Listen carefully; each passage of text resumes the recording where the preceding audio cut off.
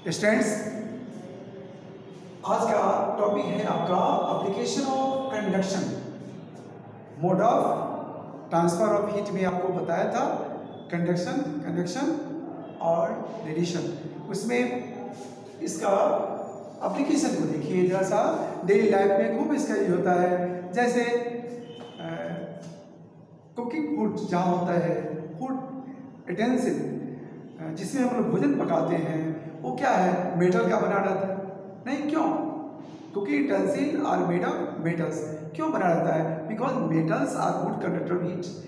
This metallic vessel absorb heat energy from flame, है ना। Gas चूल्हे पर जो नड़े जल रहा, उसके हीट एनर्जी को, उस फ्लेम में जो हीट एनर्जी उसको वो मेटल लेता और किसको देता है?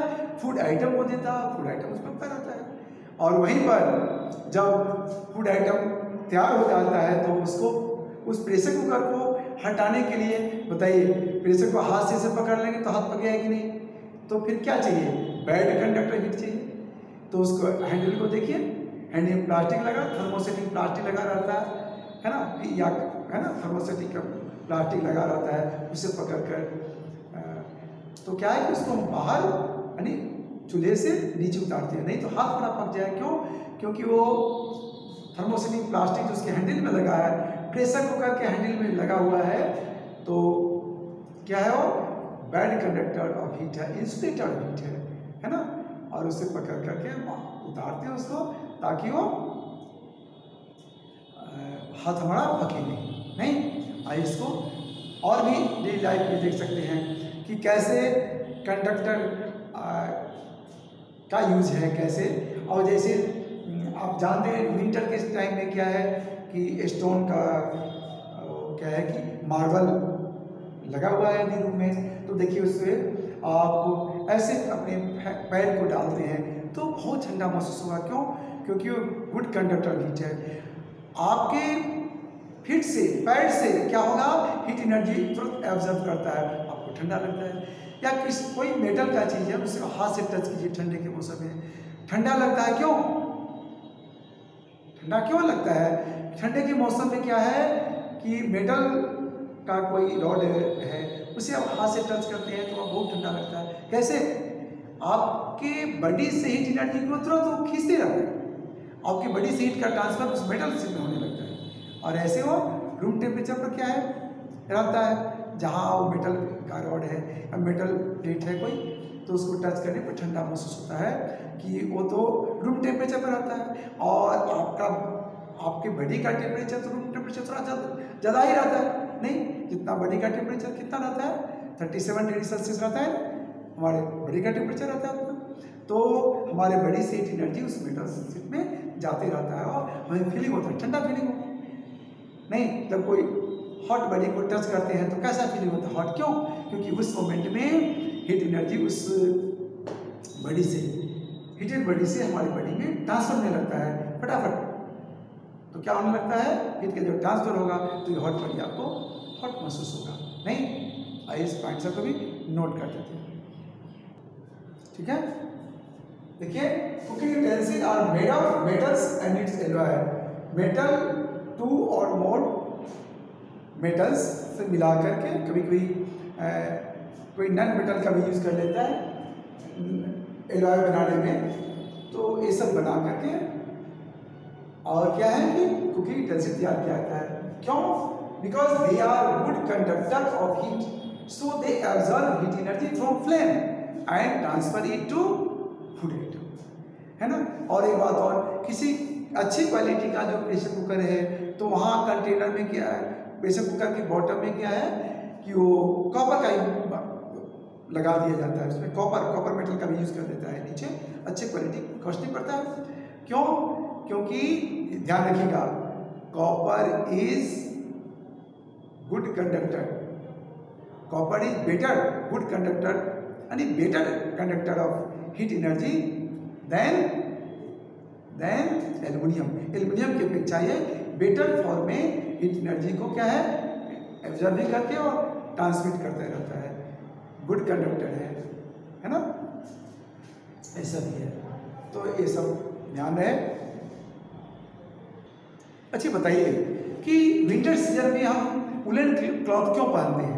क्या कारण है? वुलन क्लॉथ क्यों पहनते हैं? इसलिए कि वुलन क्लॉथ एयर को ट्रैप करता है। Air is a bad conductor of heat.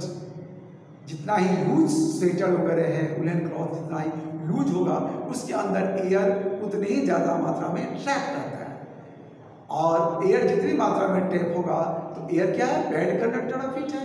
तो क्या हमारे बॉडी से हीट एनर्जी को बाहर नहीं जाने देता है, और जब बाहर नहीं जाने देता है हीट एनर्जी को तो हमारा बॉडी ठीक रहेगा।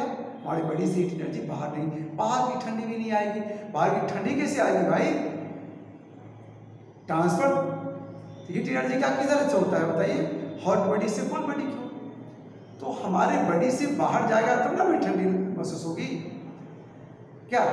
यदि हम ठंडा में बिना स्वेटर का चले जाए, बिना वुलन क्लॉथ का चले जाए तो क्या होगा बताइए? ठंड क्यों लगने लगती है? इसलिए कि हमारे बॉडी से हीट एनर्जी का ट्रांसफर एटमॉस्फेयर में होने लगता है।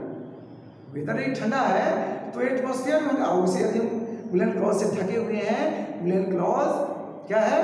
एयर को ट्रैप करके रखे हुए हैं। Woollen cloth good conductor heat नहीं है, बैड कंडक्टर है। वहाँ तो वुलन क्लॉथ क्यों बैड कंडक्टर हो गया? क्योंकि उसके अंदर एयर ट्रैप है, एयर है बैड कंडक्टर ऑफ हीट। इसलिए वुलन क्लॉथ में जो एयर है वो भी हीट एनर्जी को बाहर नहीं जाने देता है ना। और लूज स्वेटर की अपेक्षा यदि टाइट स्वेटर यदि है तो वो लूज स्वेटर की अपेक्षा टाइट यदि स्वेटर है उसमें एयर ट्रैप कम होगा तो क्या होगा? वो उतना बेटर नहीं होगा। अच्छा देखिए, यदि ब्लैंकेट है, कंबल, मान लो कि 1 सेंटीमीटर का एक है ब्लैंकेट, ठीक है, और दूसरी ओर 1/2 सेंटीमीटर और 1/2 सेंटीमीटर मोटा 2 ब्लैंकेट को एक जगह डाल दिया जाए। मेरी बात समझ रही है? एक पर्सन को मान लो कि 1 सेंटीमीटर मोटा एक ब्लैंकेट दिया गया ठंडे के मौसम में, 1 सेंटीमीटर मोटा, और दूसरे पर्सन को दिया गया 2 ब्लैंकेट 1/2 सेंटीमीटर और 1/2 सेंटीमीटर, और कहा गया भाई इस 1/2 सेंटीमीटर 2 ब्लैंकेट को, कंबल को आप एक जगह रख लो, इसे अपने बॉडी पर रखो। बेटर कौन होगा? 1/2 सेंटीमीटर थिकनेस तो वही हो गया, लेकिन 1/2 सेंटीमीटर मोटा और 1/2 सेंटीमीटर मोटा जो 2 ब्लैंकेट है उसको एक जगह डाल दिया जाए, थिकनेस तो 1 सेंटीमीटर इसका भी हुआ, लेकिन उस दोनों ब्लैंकेट के अंदर में एयर ट्रैप होगा, है ना। तो एयर जितने ही ज़्यादा ट्रैप होगा ज़्यादा मात्रा में तो वह उतने ही बैड कंडक्टर हीट होगा। मेरी बात समझ आ रही है आपको? ठीक है, इससे मैंने नोट भी कर दिया। We wear woolen cloth in winter because wool fiber, wool का जो धागा वुलन फाइबर क्या है? ट्रैप एयर, और क्या है? Air is a bad conductor, which is bad conductor heat. अब बताइए, एयर बैड कंडक्टर हीट है तो क्या होगा? हीट को हमारे बॉडी से बाहर नहीं जाने देगा, and hence heat does not go out from our body, transmit from our body, and we feel warm। ठीक है, देखिए अब two thin woollen blankets are warmer किसे? Than 1 thick blanket. और वही दोनों थिन ब्लैंकेट का थिकनेस कितना? एक सिंगल वाला के साथ, तो क्या होगा? वो वार्मर ज़्यादा होगा। थिन जो ब्लैंकेट है वुलन ब्लैंकेट वो ज़्यादा वार्म होगा। क्यों होगा? Because more amount of air is trapped in too thin blanket। ठीक है,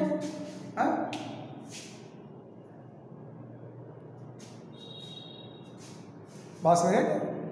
अच्छा बताइए कि घर जो बनाते हैं हम लोग किसका बनाते हैं? ब्रिक का बनाते हैं। वो भी क्या होगा?